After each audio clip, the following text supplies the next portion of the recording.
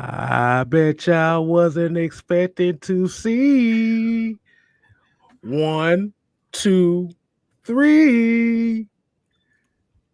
Hey man, even though this is a Cooler Talk Monday, the heavy hitters is coming through with the goddamn it tonight. Wait a minute, that didn't sound right. Hold on, I gotta do it right. Let me do it right. Ladies and gentlemen, boys and girls, children of all ages, the heavy hitters is coming to you on a Monday night. Cooler Talk. If you don't know, you already know by now. This is your man, the debonair six-man K Styles. Pop collars around here to the stage left. It is the great one, the mad scientist, Mad Mike Sports. And as you already know, the trio, the minister, the voice of reason, Jew Talk Sports. And welcome to Cooler Talk Monday. What you gonna do? And we already got 3 special words that we're going to get to. Mike, what are those 3 special words?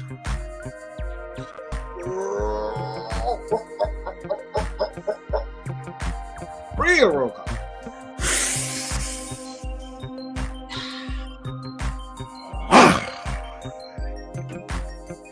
If you don't already know what that is, you better recognize.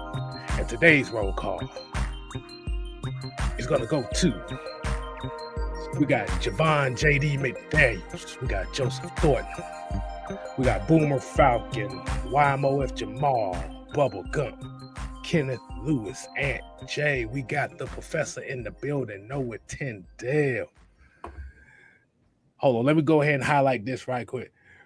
We about to end up with the new Y shirts coming out soon. So for all y'all that been wondering where the hell Alice has been, you can wear his phrase on your chest. We got Atlanta Nation. We got Dirty Bird TY. My bad, Ty. I'm tripping. My bad. That dash put me up for a second, man. I was in the groove. But Pat Norris, J Dog, Jerry Bowie. We got Michael Walker, not that Michael Walker. We got ATL Leo, Sherman Wood, Marwin Johnson. We got Maggie T and the Atlanta Falcon Nation family on the track as well. We got Eric Mack, J Dog, D Coleman. I'm not finna pronounce that. It sounds like some Black Panther. Sounds like some Marvel shit. Trichomium. Jerome 69116 and Floyd Donnelly and Keith Spencer. Mucho Grundy and Isaac Crimes. Let's go ahead and get this thing cracking. 3, 2, 1. All right, people, man, let's go ahead and get to tonight's show. As y'all already know what tonight's topic is, let's go ahead and give y'all the topic tonight is, why is the $100 million salary cap such a major talking point before this season even begins? And I want to go ahead and give a shout out to Javon J.D. Daniels as I look at this comment section. Hey, this is pretty much what our talking point is. There isn't $100 million next year. That was before they extended players like Jake, Koo, and Grady, signed players like Mariota, Hayward, and factor in this year's draft class future earnings. So we on the same page here, but the question is always going to be, why is next year's salary cap so important for everybody before we even played this season. The floor is open to anybody that want to go ahead and start. I'm gonna let you take it, Mike. Start off with it since it was y'all topic because look, this was a juicy topic. Man. I had to pull up real quick, but I said I'm gonna let Mike go ahead and do his thing. But I was licking my chops when I seen the topic. I was like, oh yeah, I gotta hop on. Well, hold on, Mike. Before you do that, Brian People said he got a birthday today, man. Happy birthday to the happy boy, Brian birthday, People. Happy birthday, bro. Yes, sir. Oh man, so appreciate you joining in with us on your birthday, man. Hopefully we give you a good show tonight. All right, Mike, go ahead, man. What you got? Well, since we have the calm before the storm, I'm gonna just start off with the storm. I'm here to tear your houses down, tear your hopes and dreams down, and pretty much destroy everything in sight. So why am I saying that? We don't have $100 million. I'm sad to tell you, don't get your hopes and dreams up for guys that end up may end up being a free agent.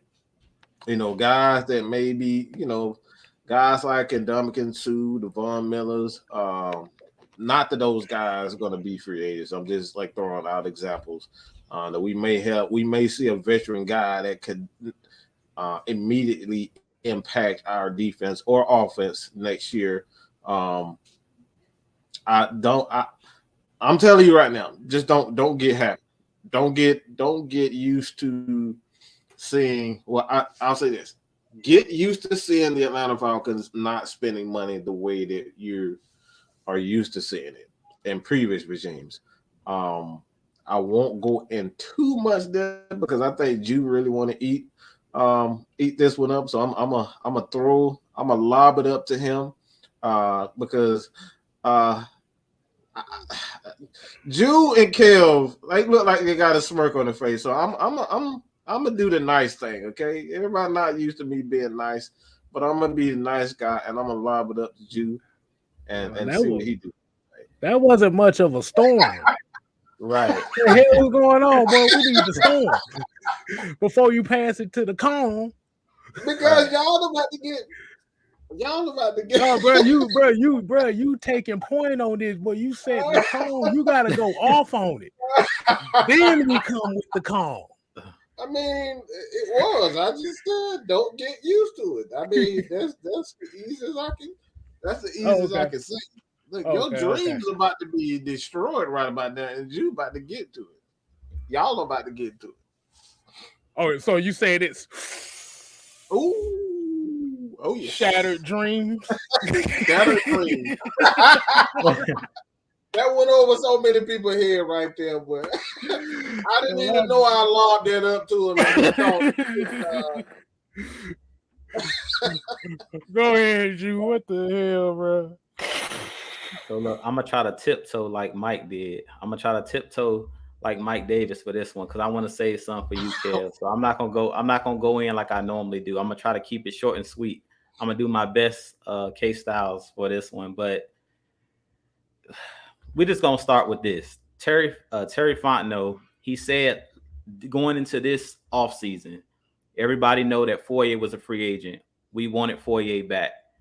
He said the main thing going into free agency is trying to retain your own talent, retain your own players. So we know it's 2 big contracts coming up, and we talked about this in our chat. AJ Terrell, Chris Lindstrom. Those guys still haven't been paid yet. And you guys know how I talk, K-Styles and Mike know how I get down when it comes to contracts. You get the contract done early. You don't wait till the guy's on his last year of his deal because that's when you get into a bidding war. And that's kind of what happened with Foye. Like, he was an unrestricted free agent. So he wanted to go for, he wanted to get paid. You know what I'm saying? He wanted to get as much as he could on the open market. So AJ and Chris Lindstrom, we got to get those deals done. We got to get those deals done and get these guys extended. So just based off of the history, we know Terry Fontenot is coming from the Saints. And the Saints are a team that's also known for retaining their own talent, a la Alvin Kamara, a la Michael Thomas, all those years that they had Drew Brees, Cam Jordan, who's been on a team pretty much forever. So they're the same exact way, and he's cut off that cloth. He's coming over from the Saints, so he believes in retaining your own talent. So all of those people thinking that we're going to go and overpay, a lot of these guys in free agency, we're not going to do it because the history says, based off of what Terry Fontenot, the regime that he was under with the Saints, he doesn't believe in building your team by bringing in a bunch of star players and kind of bringing in mercenaries. So, which, to be honest with you guys, and I'm gonna leave it for K-Styles because I don't want to go too much depth into it. But to be honest, I just think that signing mercenaries can get you in trouble when you're going in trying to sign a lot of big name free agents. And we've gotten ourselves in trouble, a la the Dante Fowler Jr.'s contracts. And you guys know a lot of guys that we brought in, they didn't pan out because, like I said, you bring in these guys and you don't know if they're going to fit your scheme, So just because they did it with another team doesn't guarantee that they're going to be able to do it for your team. So it's really sticky and really tricky when you're bringing in a guy that you think will fit your scheme and you think that he's a star player, but you really don't know until you get him in your building. And by that time, it's too late. And we've seen that with a lot of the contracts, in the past regime. So with that being said, I'm going to go ahead and kick it to K because I don't want to take all the – I'm going to leave stuff for K. Go ahead, K. Do your thing, bro. All right. So before we said that, like we said before, this is a Shattered Dreams production. Now. Oh, man. But there's a particular comment in here that I just saw. And this goes for Jerome Hills talking about we can give AJ his 5th-year option. Here's a problem with that. If you pay attention to where this defensive back market is going, even within the last couple months, you don't want to wait till that 5th-year option. Because if you wait till that 5th-year option, I'm about to say, Mike, you want to tell them what how much a 5th-year option would be for that particular guy? Whew, for a cornerback in this market, at the current moment, it's about 17, a bit lower. It's going to be lower than the highest DB or the highest paid. So if the highest DB is getting paid around 18, so it'll probably be about 15. It'll be around 15, somewhere in there, and that's a lot of money for a 5th-year cornerback, and that's just the beginning point for it, which is why we're gonna get into that. I'm gonna get into that. And we just talking about now. Yeah, just now. We ain't even talking about when the next corner is gonna get paid. Mm-hmm. There you go. That money goes up. The market. Mm-hmm.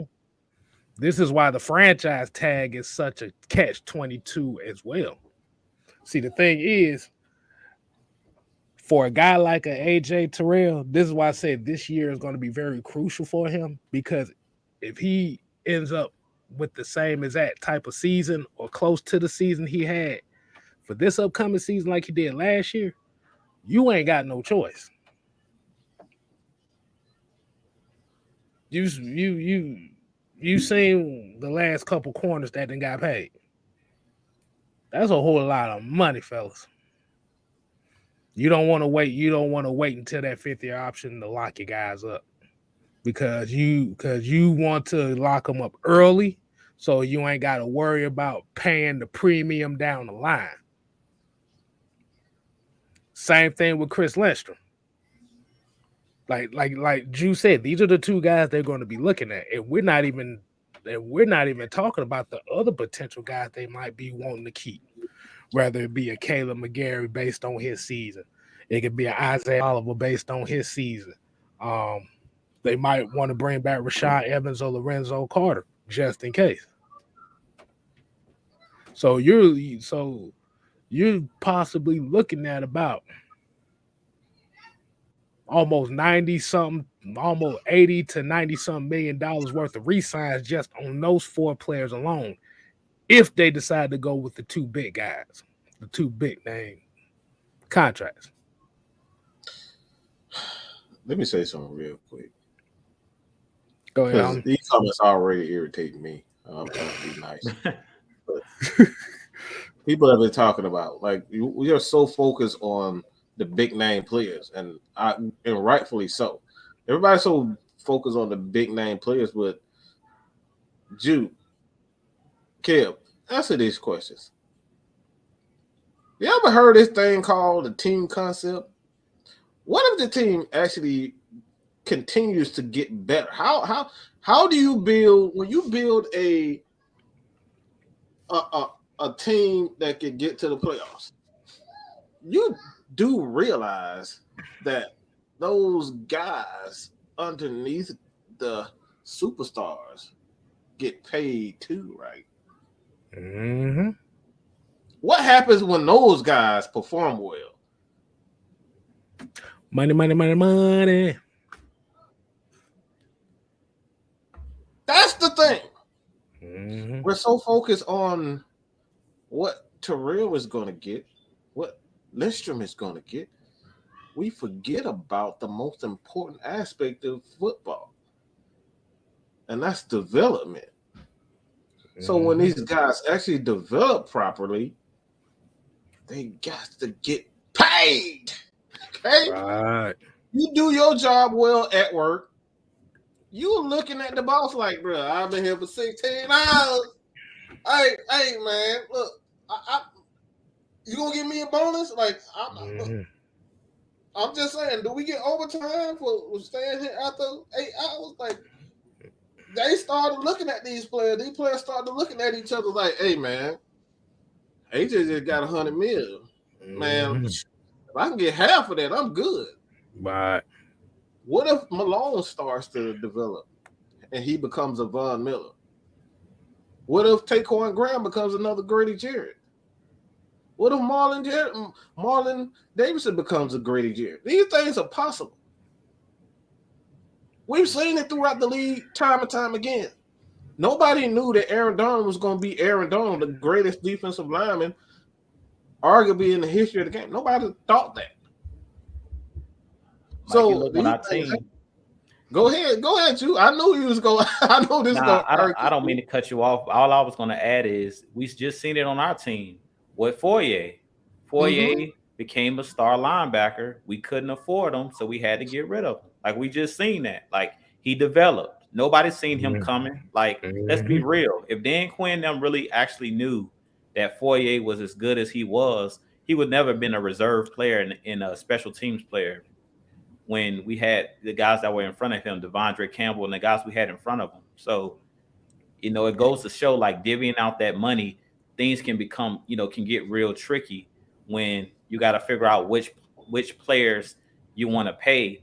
And I also wanted to mention our former Falcon great, Julio Jones. We just seen him get cut by the Tennessee Titans. The reason they cut him is because he didn't play that many games last year. Like, when you look at it, the Titans are looking at, for the production that you're giving me, are you worth this much money against our cap? And they decided he wasn't worth the money. It was no disrespect to Julio. Julio's still Julio. He's just injury prone. So teams are looking at, is he worth it? Like you're talking about, Mike. Are you really worth that top dollar? And if AJ Brown wasn't worth that top dollar, who played more games than Julio last year, of course they were going to let go of Julio, because they didn't even want to pay AJ Brown, who was pretty much their stud number one, wide receiver. And what did they do? They figured that he wasn't worth it. They went in the draft and they replaced him with Treylon Burks. That's simple.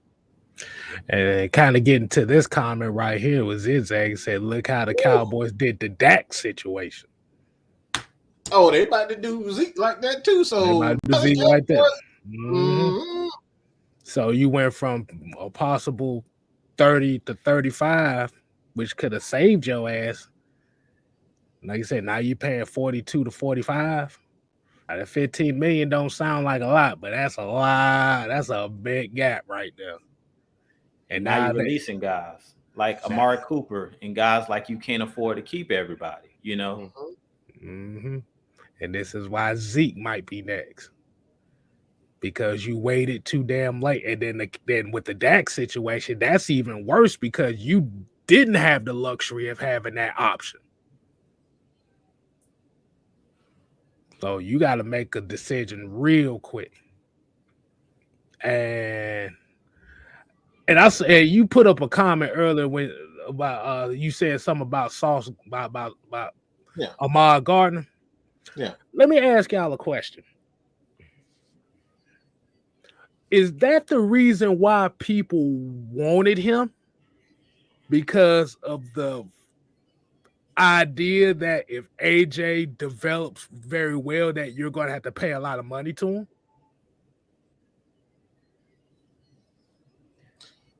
Go ahead, Duke. With the Sauce Gardner thing, I hate, and you guys, I don't know how you guys feel about this, but I hate when teams draft a guy to replace a guy.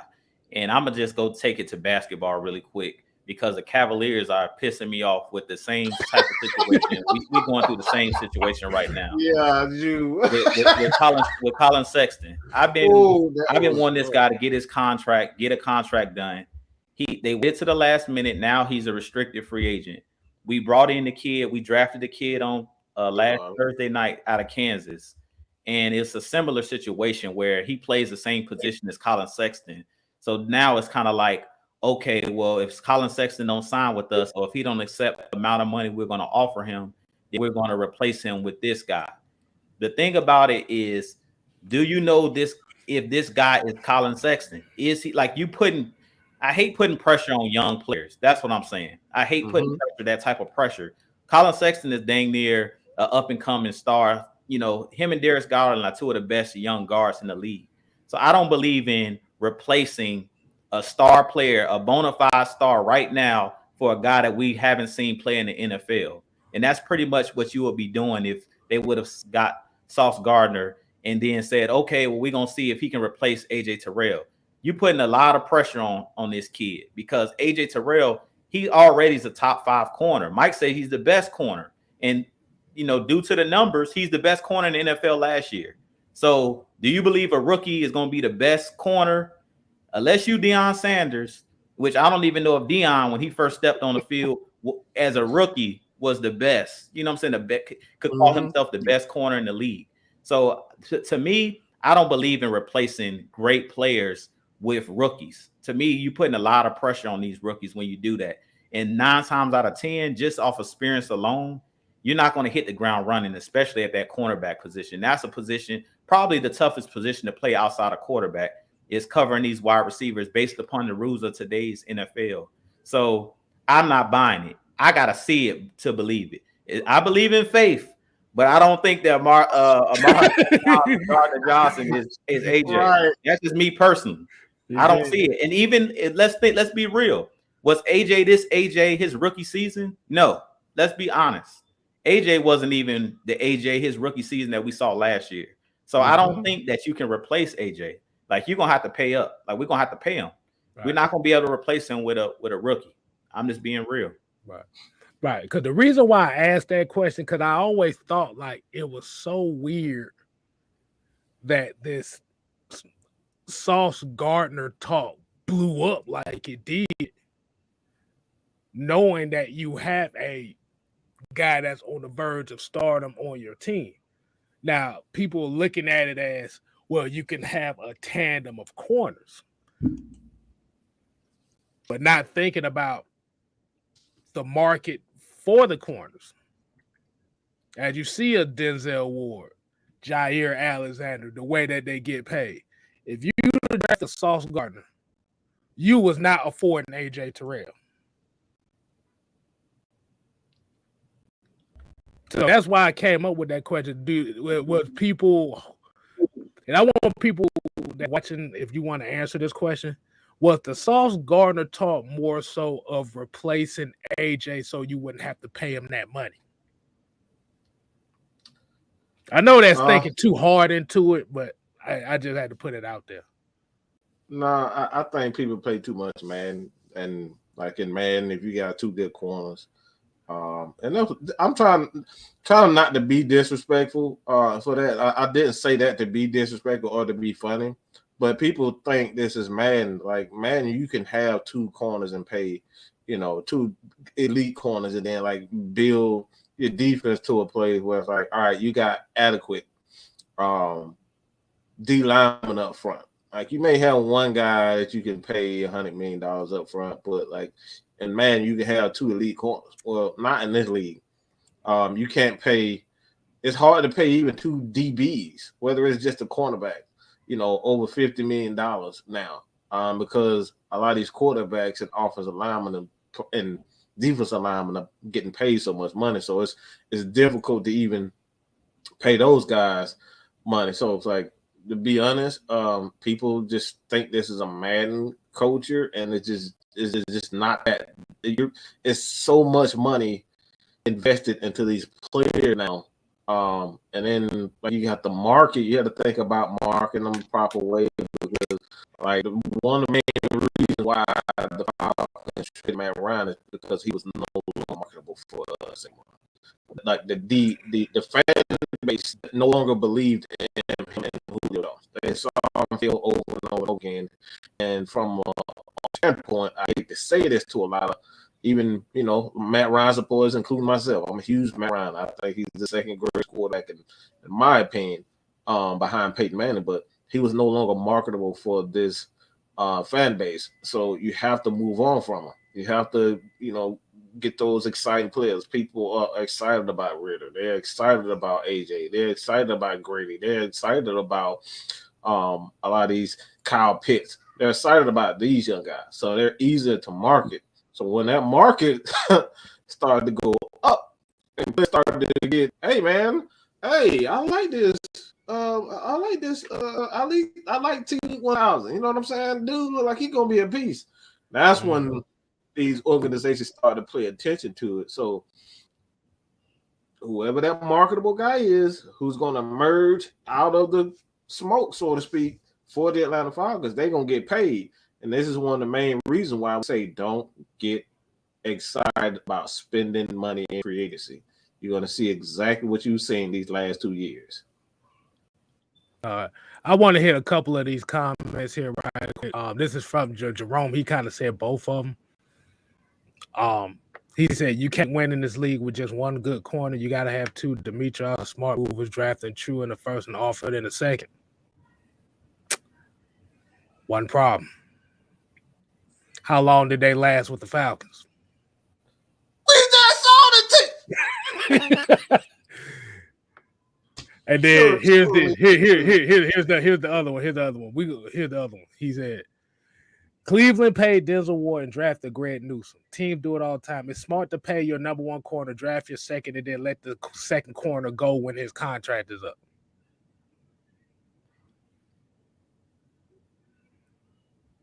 We literally just saw the Rams won with 1 corner. What? Oh, God, Jesus Christ. We're gonna take it back to the basics, Kay. Hold on. I want to take it back to the basics. Let's Let's introduce a guy real quick. Hey Trey, how you doing, bro? How you doing, Trey? See, they already blowing up your nerves, Mike. Mike trying to be mellow and it ain't working. What's going on, y'all? What's up, Trey? What's up, man? bro? I know you've been listening, man. How you want to chime in on this, man? So one, whatever that comment was, but you've got to have 2 good cornerbacks on. What Mike just said. Who was the Rams second corner on the team? Hell, I don't even know his name. I couldn't tell you the 3rd, 4th, or 5th one. True. I mean, it's good to have 2 good cornerbacks, but when are you ever going to be able to pay 2 good cornerbacks? Now, that's why the Ravens can't pay Lamar right now, because they're busy paying Marlon Humphrey and Chuck Clark and Marcus Peters. And Marcus Peters' nearly career is over, so it really don't work out anyway. So here would be my question. Would you pay 2 corners over $100 million and sacrifice the rest of your defense? No, because cornerbacks may be important, but they ain't more important than the people that's in front of them. You just went exactly where we was about to go to. Go ahead, Trey. Tell them for him in the back. Tell the people in the back what you just said. Said you can't win. Cornerbacks can't be good if you ain't got nothing in front of you. As you always say, you can't. And that's why I commend AJ Terrell so hard, is because he had the D line that we had last year, 17 sacks as a total. In 18 games, all you had was 17 sacks, and Terrell was still able to do what he did. Imagine you give him some pressure now. Maybe you get more interceptions. Maybe you get more, make or break plays in the game instead of him having to go 100% every play. That's not gonna work. And when you pay, let's say you draft a cornerback 2 in the first round next year, and he ends up being bottom line top 10, maybe top 8, and then you got AJ Terrell over here that's top 3, maybe the best in the game. How are you gonna do that? And then of course you still got to remember we still got Desmond Ridder. So if Desmond or Marcus Mariota end up working out, you still got to pay them too. Still got to pay Kyle Pitts and Chris Lindstrom when they contract run up. Still got to pay Richie Grant and Jalen Hawkins if they contract run up. So you can't just put all your money in one position. Let me say this. Let me say this real quick, and it really, literally just came to me while you was talking. What if they have a replacement plan for Jake Matthews? That's one reason why they extended him. So now, not only do you have to think about Lindstrom, what you're going to do with Caleb McGarry, because that's still a question mark as well. It's like you got 2 tackles that you have to consider on top of that, and replacement tackles and a left guard in case Mayfield doesn't. So it's a lot of money. Like we're here to make sure that you guys really don't get your hopes up when it comes to spending this money in free agency, man. We're here to tell you the truth, okay? I mean, we talked about this in the Discord. We was like, okay, let's say you had that $100 million. You got to put about 20, 30 of it in the draft class that year. You got to put another about 20, 30 million in the re-signing period. Let's say if half of your free agents work out from this year, and then you got to repay them next year. And then you still got free agents that you have to keep, like Terrell and Lindstrom, that you have to pay. So really, you ain't even got 100 million. Really, you got like 45, maybe 30. You hear some badass kids in the background. That's exactly how they sounding right now hearing that news. Bro, what in the world did that come from? I didn't hear anything. I heard some kids in the background going ham. But yeah, man, we $45 million. Like you said, at least this time you actually have enough players on the roster to where you can make some type of significance. But if you look at how a lot of the teams that are successful in free agency, they not always out here trying to get the best free agents. They trying to get the guys that best fit their system. Now, you may say, okay, the guy that may fit our system might cost a pretty penny here. That's one thing. But you don't build a winning culture through free agency. Well, Drew, where do you build your team from? Drew. Yo. I said, what? Where do you build your team from? It's not in the free agency. Where do you build them from? In the draft. Thank you. You know I was going. Draft. Yeah, that's what the comment I was going to state before Trey had jumped in is I was just going to bring back up. This is what I was talking about a couple shows ago when I did What's the Word? Like when you're building your team, I just wanted to kind of reference like the 2016 Falcons. One good thing about the 2016 Falcons, the Seahawks is another team that I refer to a lot. They had a lot of these guys on rookie deals. Like if you go back to that 2016 Falcons team on defense, Keanu hadn't got paid, Debo hadn't got paid, Devondre Campbell hadn't got paid, Grady Jarrett hadn't got paid. So that's why you were able to go out and get the Dwight Freeney. You were able to go out, you still had a Jonathan Babineau. Like when I talk about that defensive line, a rotation of guys, you were able to do that because we drafted well. Like as much as we get on Thomas Dimitroff, he struck gold in that one season when he brought in Keanu, Devondre, Debo. That was his best draft when he was here with us. So, we struck gold with that particular team. So you were able to bring in not only veterans like Sean Weatherspoon to bring him back on a short deal. You had veterans on the team, and you still had the True Fonts. You still had the Robert Alfords. You still had a Devontae Freeman, who all of those guys weren't paid yet. When we started to go downhill is when we started paying all of those guys. We signed Devontae Freeman. What happened? He broke down. You know what I'm saying? That's what killed the Falcons. When we started paying those guys, we paid Robert Alford. He broke down. We paid Desmond Trufant. His body started to break down.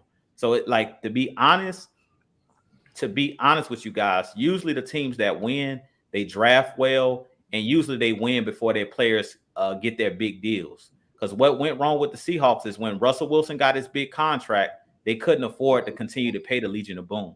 They had to break it up because at that point, Sherman wanted to be paid. Cam Chancellor, he started to have injuries, but he got paid. When they paid all those guys, you do remember Earl Thomas was upset with the organization, and he ended up going to the Ravens because he wanted to get paid. So usually when you look at the teams that draft well are usually the teams that win consistently. And if you can win when your players are under that rookie contract, that's usually the best time to try to sneak in a quick Super Bowl while you still can keep that unit together. Because once you win, or once those guys get outside of that 4-year, that rookie contract, it's almost impossible, damn near impossible to keep everybody. Somebody you're going to have to let go. And that's when it's going to come up to having a good scouting staff, having a good GM that actually understands the game. So you'll know which guys to pay, because we've seen with our Falcons, it seemed like every player we paid, other than Matt Ryan, they body broke down. Like they started having injuries and stuff like that. Even Julio.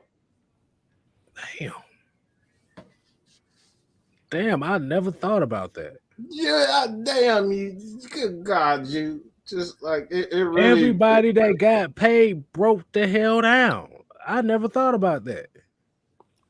Well, Jake Matthews too, but outside of him. Yeah, outside of Jake and Matt Ryan, those two guys were gridiron warriors. Like they hardly ever get hurt. I don't know what Matt Ryan drink or whatever. I don't know if he's sleeping in a hyperbaric chamber. I mean, when you get hit like 150, 200 times a year, shit, I guess you get used to it. Like, who knows? You know how to protect yourself when you get hit like that. Yeah, right. That's why you listen to the heavy hitter, because we get all of these points out. We actually sit down and we think about these things before we start tippity typing and getting on social media. All right, but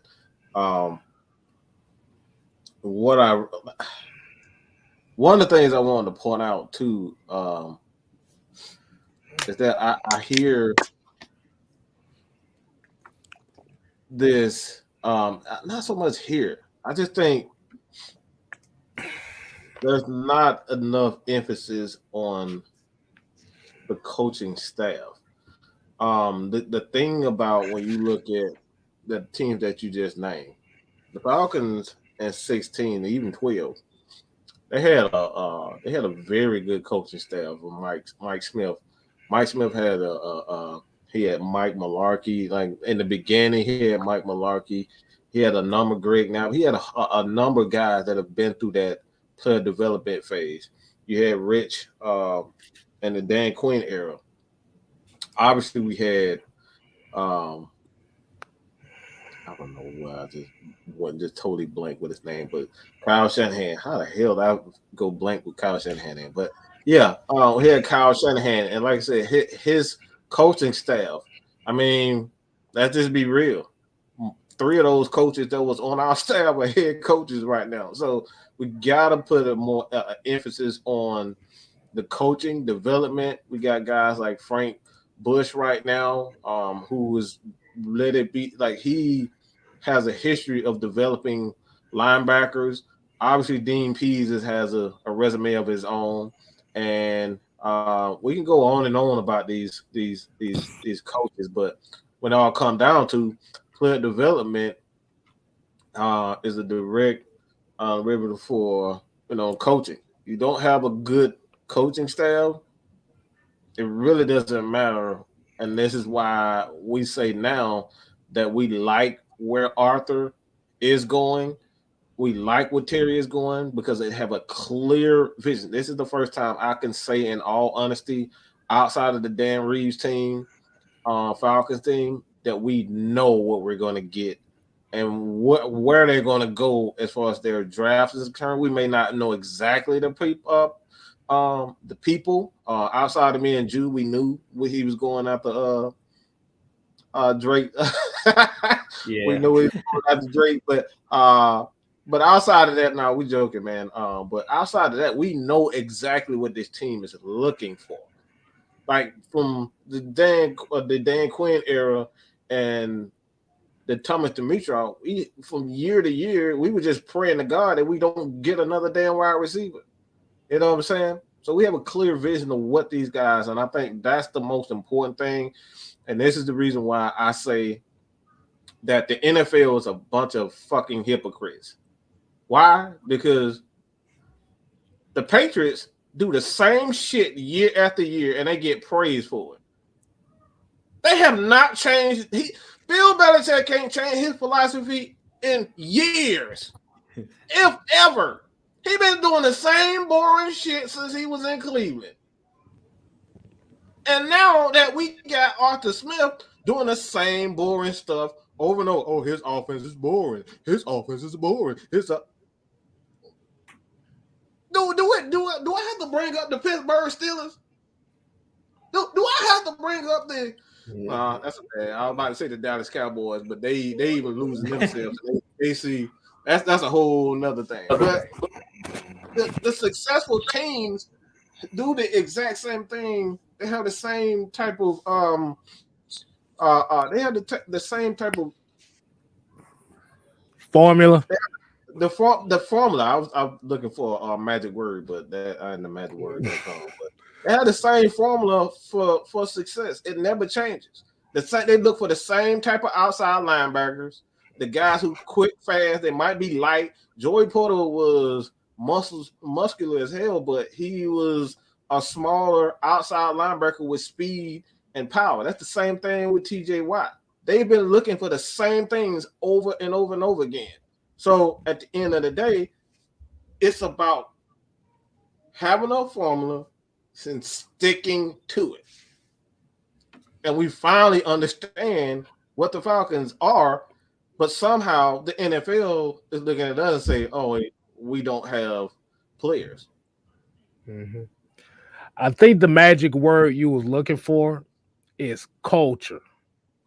Culture, right. That's the magic word you was looking for. Yep. It's Culture. The culture of the Steelers to go Mm-hmm. after certain guys. It's a culture of the Patriots to go after certain guys, which are the measuring sticks. Hell, we even throw the Ravens. The Ravens go after the same exact guy. Yep. The Eagles. The Eagles, the same exact guys. Oh yeah. Hell, as crazy as I'm gonna say this, the damn Saints go after the same exact type of guy. 49ers too. 49ers. But we stuck in bumblefucks land for the last few years. We don't know where the hell we was going. We don't know where we right. We went left, we went right, we went up, we went down, we went northeast, we went southwest. Nobody saw Caleb McGarry being drafted. Like, that's the stuff we talking about. Nobody saw that. Well, nobody see that, bro. Look. We getting Deidre Sanat. We didn't see him at all. We getting Wes Schweitzer. He looks good in Washington, but he sucks here. We dealing with Ben Garland. He going to 49ers and playing well. You fucked around and got Ricky Ortiz at fullback. That shit didn't work. You let Rasheed Hageman go and replaced him with Tyler Davidson. You You let go of him and you let go of Dontari Poe. And Dontari Poe and replaced him with Tyler Davison. Route 96. We got Jacob Tatui Mander, who, if he would have played as many amount of games with the Falcons as Dante Fowler, probably would have had more sacks than Dante Fowler. I know that's your boy, Jew, but I had to say it, man. I had to say it. It was somebody in the chat shooting at me earlier when I was talking about Dante Fowler. I let it slide. I'll do a video about it. I know. I mean, like I said, the direction of the team was directionless, as what I'm trying to say. Right. We didn't know where we was going. Like I said, they wanted the team to be the greatest show on turf. The defense sucked.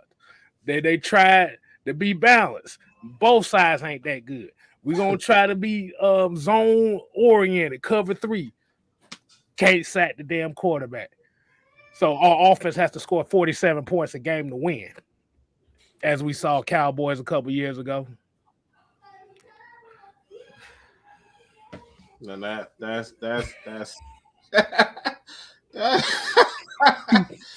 oh boy. Oh man. No, I like I said, this is why I say the NFL is just hypocrites, man. Like, we see the same teams do the same thing every year.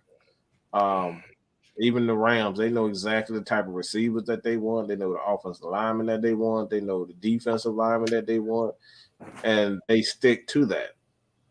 You know what I'm saying? They want guys that's going to be that's going to help Aaron Donald get upfield a lot more. They're going to let him focus on getting out the quarterback, and everybody else is do their job. They know exactly what they're looking for. Leonard Floyd is not far off from Dante Fowler. Just keep that real. He's not that far off. That's the reason why he ended up leaving. Okay, so he's not that far off from him. I love the Georgia boy all day, but let's keep it real with that. Like, those guys, Von Miller. There's a reason why they got rid of Von Miller. I don't know what the hell Buffalo was thinking, but look, that much money for a guy that was old. Now, he still got a little something, but let's keep it real. He got a little something because Aaron Donald was sitting next to him, and all he had to do is just get upfield. So let's keep that 100.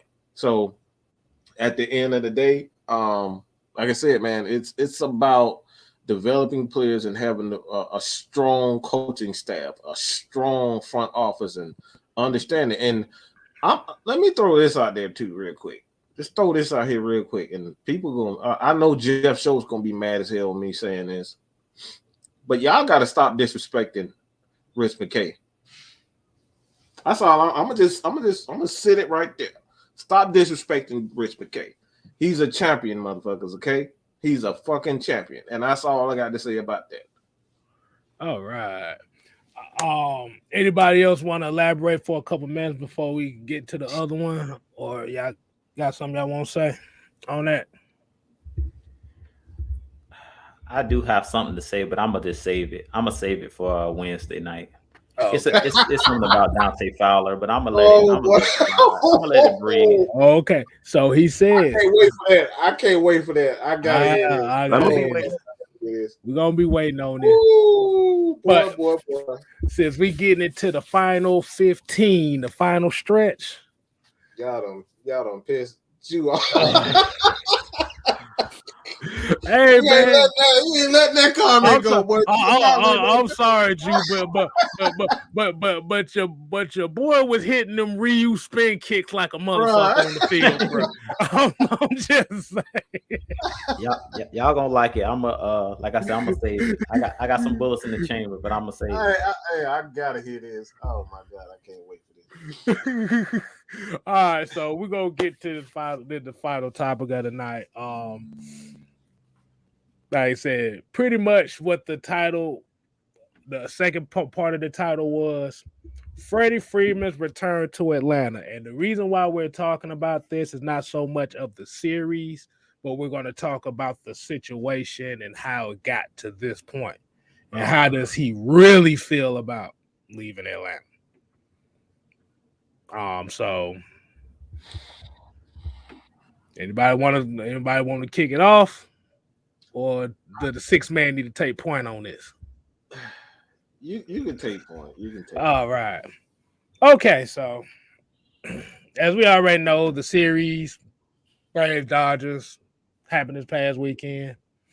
You know, Freddie Freeman got the video Titantron, got the tribute and stuff, and he then went to the press conference crying and bawling his eyes out about coming back to Atlanta. You know, it was kind of one of those Titanic, the sinking shipping type of moments where people start crying when Celine Dion hits that note. That's how he was. But the issue is how the whole situation got handled. Freddie, as well as Freddie Freeman played here, we have to remember, and this is what we said, man, business is business. Ain't nobody immortal, especially in the Braves organization. Y'all should know that by now. And I ain't got too much more to say about it. Like, bro, he played his cards and it failed miserably. He thought he had a full house and he ended up with a jack shit. That's the dude. That's the hand that you lose for. Instead of calling it a pair or two pairs, we call it the jack shit hand. What you got on that, Mike? Well, I think this is a little deeper than just baseball in itself. I think this is the culture of sports right now that we're living, and not just sports. It's the culture of the world. And I'm gonna kind of say it just like this: you gotta watch who you hang around with. So, because you got people in your ear just saying, "All right, you're the greatest. I've never seen anything like you before."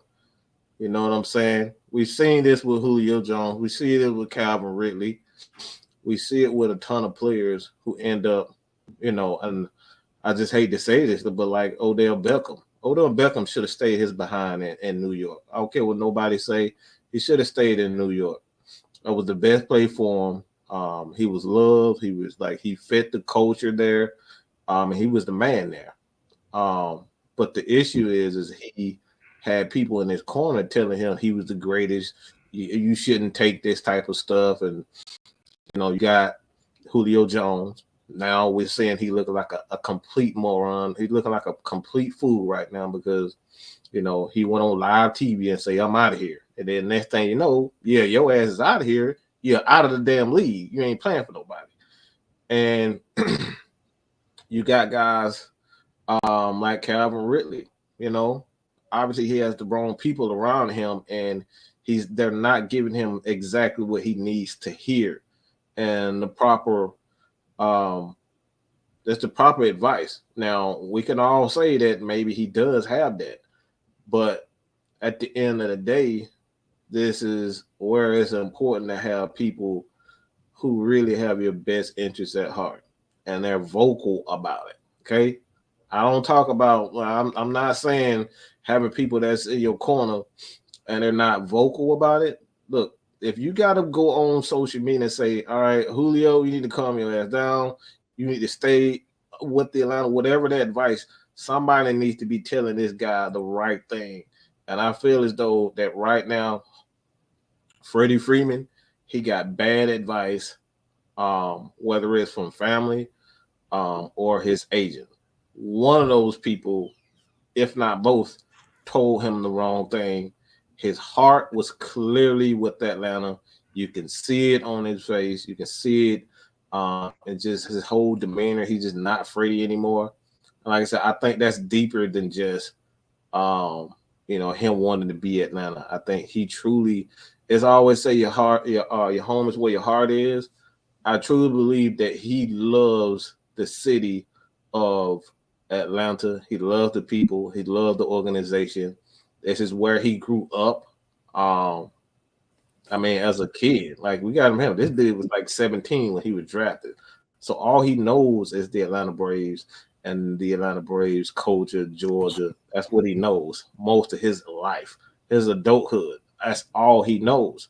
So when I hear no piece of shit David Cohn laughing on live TV, oh, you gonna show another crime video? Like, come on, bro. Because nobody wants your old decrepit ass. You gonna try to make fun of Freddie? Like, come on, bro. Like this is stuff that they talking about. Is demonize. You demonize player for giving a crap, and then you try to tear him down because he's showing true emotion. This is why men have problems not speaking up, because when they speak up and show their true emotion, y'all want to make fun of them.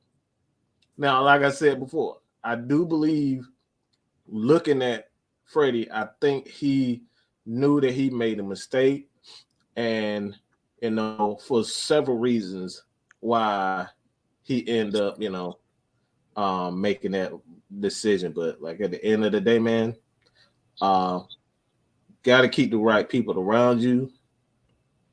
Stay humble.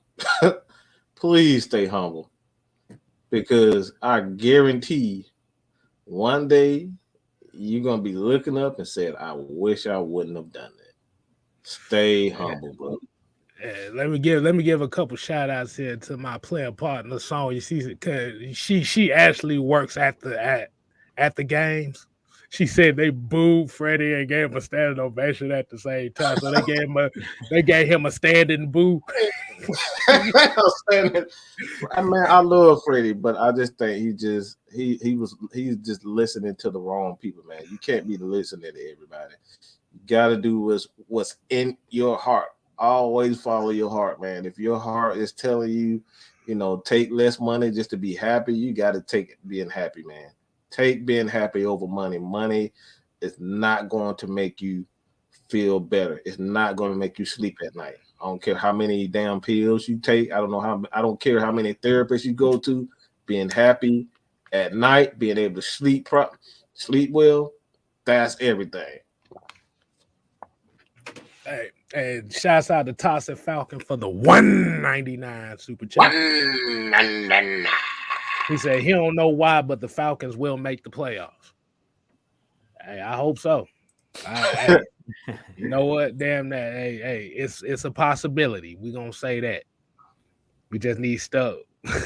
We just need everything to go right for us, because luck is the number one thing we got going for us. You gotta get some luck. Gotta have a little bit of luck. But basically, like you said with the Freddie thing, I think realizing that, okay, signing with the Dodgers, and we've kind of had this discussion before. It's a job now. When you think about it, it's like, okay, I got the money I want, but I don't have the adulation. I don't have the love that I'm getting or I'm feeling, because like you said, once you go into another team, they're expecting you to put numbers, win. That's it. Like you said, this goes with all sports. While he was here in Atlanta, see, the thing is, yes, the expectations of him to put numbers were there, but because he came up from that farm system to now, he had a lot more leeway so he can enjoy the game and do his job. Like I said, it's not even the fact that you went to a team where they was expecting you to win. You went to the fucking Dodgers. That's just like the Lakers. If your ass ain't winning over there, you finna get booed out the stadium. Oh yeah. Oh yeah. So it's the realization of the expectations has changed. It went from, okay, I'm here, like I said, I get to do what I love. I'm here where I grew up in the game. I can still have the expectation of winning. Now it's just straight, okay, expectation, fuck your feelings. You better produce or your ass is gone. I mean, not to mention you moved to one of the biggest sports markets in the country, so. Right. That just look. I'm about to say it was almost kind of like with Ken Griffey Jr. Almost. Oh man. And I'm a Ken Griffey Jr. fan too, but seeing him, like I know, and this is fucked up too, because Jew was a Reds fan. Jew was a Reds fan. Oh man. But I love Ken Griffey Jr. I love him regardless of where he went to. He was good with the Reds if he would have stayed healthy. Mm-hmm. But them Mariner years were special. Mm-hmm. But what they always say, the grass isn't always green on the other side. So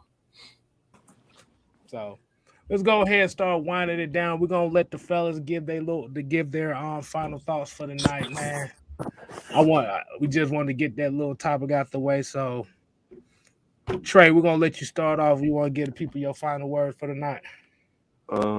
So really, this isn't really anything about sports. Just a little update on the shirts. They look great.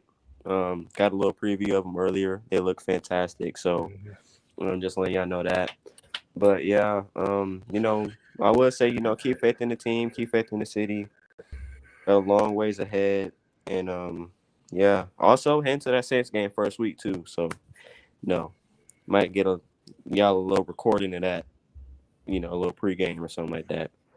So yeah, should be pretty fun. All right.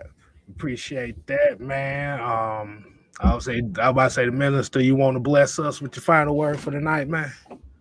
Yeah, it's kind of gonna be in the same vein of what y'all are talking about with Freddie Freeman. I was really proud of Cordell Patterson because I really thought that Cordell Patterson was going to be one of those guys that might leave, especially after Matt Ryan ended up getting traded. But he decided to stay because he said this is where he wanted to be, and that's what Mike was kind of alluding to with it's not always about money. Because I'm sure it was another team out there that would have offered CP after the season he had.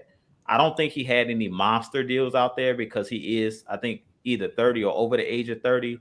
But I'm sure it was teams, like they said, Buffalo was one of those teams that was looking at him. And it was a couple teams that were already contenders last year that I'm sure was trying to recruit CP. So I was glad to see that he decided, because it's close to his family. He's from South Carolina. He said his mom and his family comes down to all the games and stuff like that. He liked playing for Coach Smith. He always talks about art, so he loved playing for Coach Smith. And he liked the way that they used him. We always talk about scheme. And how many times have we seen players leave a team because of money? We see that year in and year out.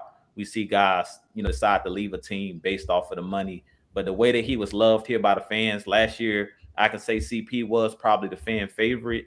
I'm glad that he decided to stay with the team. And I think it's going to work out for him, because I don't really think that CP would have been the same CP anywhere else. So with that being said, I completely agree with Mike. The money sometimes is not worth it. If you're not going to be happy, if you're not going to have the same team success, you know what I'm saying, and you don't have those relationships. It seems like he has that relationship with Coach Smith and with Dave Ragone. So that was one of, I think, the deciding factors for CP with staying with our Atlanta Falcons. Even though we decided to move on from Matt Ryan, he decided, this was the best place for him and his family. So shouts out to CP, for, sticking by the team, being one of those guys that I consider one of the leaders in the locker room for this team. But with that being said, I appreciate each and every one of you guys for always tuning in. You guys definitely hit that like and subscribe button. K Styles is making his way to 1,000, so y'all definitely go show him some love and get him to 1,000 before the season start. We got a little bit over 79. We about 79 last time I checked. 79. Okay. So y'all definitely go over and hit that subscribe button for K. Let's get him to 1,000 before the season kicks off, or even before we get to training camp, which is at the end of July. And I'll definitely be pushing it on my channel to get you that, K, because he's knocking on the door at 1,000. But with that being said, I thank you guys for allowing me to come in on a Cooler Talk Monday. I know y'all won't used to Juke pulling up on a Cooler Talk, but I had to be a part of this one, man. I appreciate y'all having me. That motherfucker pulled up like Klay Thompson at the 3-point line. I'm like, dude, boy. He ain't pull up like Steph. He pulled up like Klay, boy. Okay, shit. Spot up right there. And also, let me get a shout out to Let's Get It GA. He popped in here a little bit early. He's also one of those guys that's kind of pushing that 1K mark as well. So if you want your 2K gameplay, man, y'all go check out Let's Get It GA, man. Appreciate you joining in, man. Ooh. Oh man.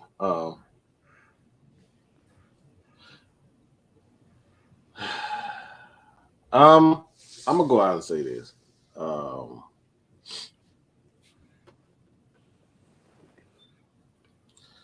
Sometimes the most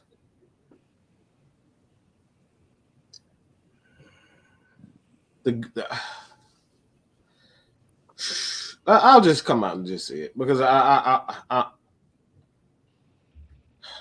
Arthur Smith isn't one of those coaches where you say, all right, I see why he's a great coach. He's not going to be that shiny nickel. He's not going to be that guy. You look at his offense and they have 4,000 yard passing each year, and the defense is going to have 50 sacks and all that and 27 interceptions. Like, you're not going to see that from an Arthur Smith team. And one of the main reasons why I say that we have to give this guy credit, because I'm not just saying it because, you know, he's a Falcon, because I see a lot of Bill Belichick in him. I see a lot of Bill Belichick, and I don't like to say that, but when you look at him, obviously you got to look at the championships and say, all right, you know, he's not there, but I see a lot of those same Bill Belichick qualities in him. And what I mean by that, because I know a lot of people going to be knocking on my door trying to, Mike, he ain't no Bill Belichick. Well, you got to look at Bill Belichick. When you look at his press conference, he knows what he's not going to say. And there's nothing you could do to get him out of it. He knows what he wants to do on the offensive side of the ball. And there's nothing you can do about it. He knows the type of players that he wants, and there's nothing you can do about it. Nobody wanted Drake London. Everybody looked at us and said, why the hell did you pick up? Why did you not draft Jordan Davis? He was right there. He's exactly what we need. So when you look at it like that, he knows what he wants.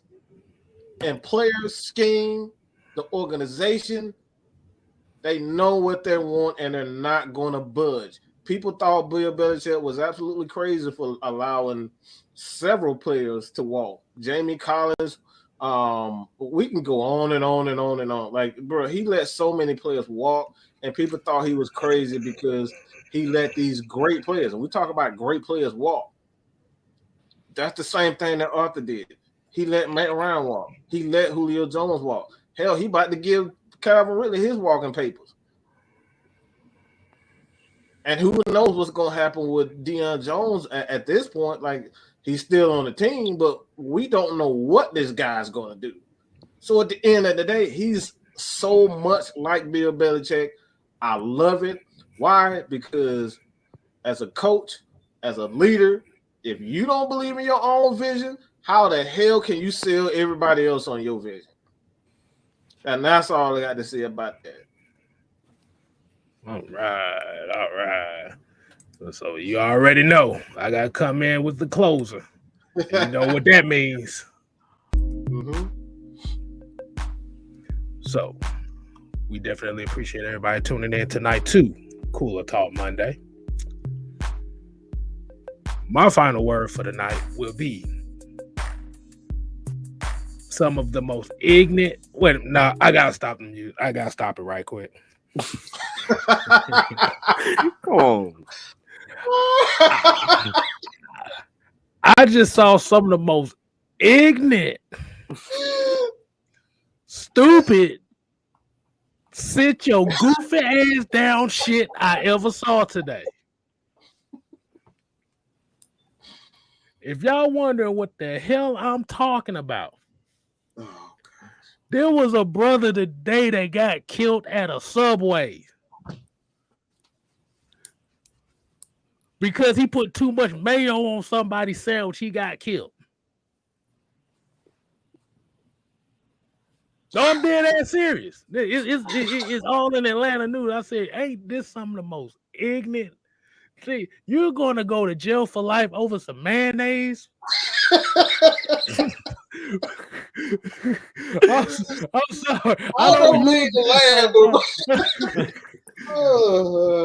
I'm gonna just say, look. I'm sorry. I don't say this often, but I'm like, really, nigga? We doing this now? We killing folks over condiments. What are you talking about, man? Bro, it's not like it's I'm trying not to laugh. I'm not we laughing. We don't mean to make fun of it. It's just like, you could just ask for another one. Bro, they ask you if you want mayonnaise on it. And how much? And how much? Do you want light? Do you want heavy? Medium? None? So you telling me you wanted mayonnaise but didn't specify that you wanted light, and you shoot a motherfucker because he gave you heavy. I'm like, bro, these gas prices got these motherfuckers tripping out here.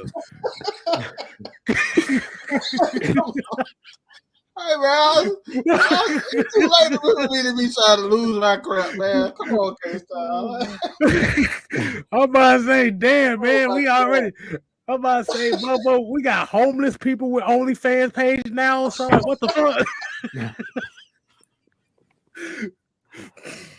This is the teaser to slap a motherfucker for a 2-piece and a biscuit. Oh my god. God. But for real though, man. I'm just saying like this, bro. These people today are so crazy. People are crazy now because, like I said, ain't no jobs, ain't no money. People don't know where they're gonna get their next meal or get their next check, or they gonna afford this and afford that. This thing got people acting crazy out here, man. So the moral of this story is the moral of this story is, man, y'all need to be careful out here, man, because these folks out here tripping. And be specific. Be specific. And just like with the Freddie Freeman thing, we just said, watch who you hang around with, because these fools out here, you backstabbers, that's true. That's a true life song right there. They smile in your face. Mm-hmm. Exactly. Listen to that song again.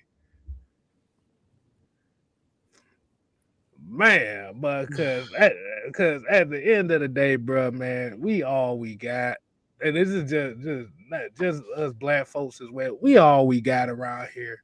We dealing with a situation where it's not, like I say, it's a race issue, but it's a class issue going on right now. They're trying to destroy the middle class right now.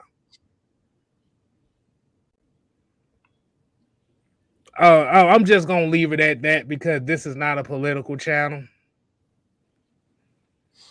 So at the end of the day, man, y'all just be careful out here, man. Tell your loved ones you love them every day, because you don't know when the hell you're gonna bite the bullet. So appreciate y'all joining in tonight, man. Y'all gonna go ahead and subscribe to Mad Mike Sports, subscribe to Jew Talk Sports. And your boy 6-Man K Styles, man. We on the way to 1K in this mud. So we definitely appreciate y'all tuning in. And until next time, we ain't here to play. We here to stay. Oh, yeah. You ain't got to go home. Oh, no. But you gotta get the... And if you don't... And from a good gracious from my friend Timmy, if you don't, not Timmy, but Jimmy, but if you have a problem with anything we say, I'm going to take it away, Timmy. And if you two don't like it, you can just pass the blunt to the nigga on your left. Deuces.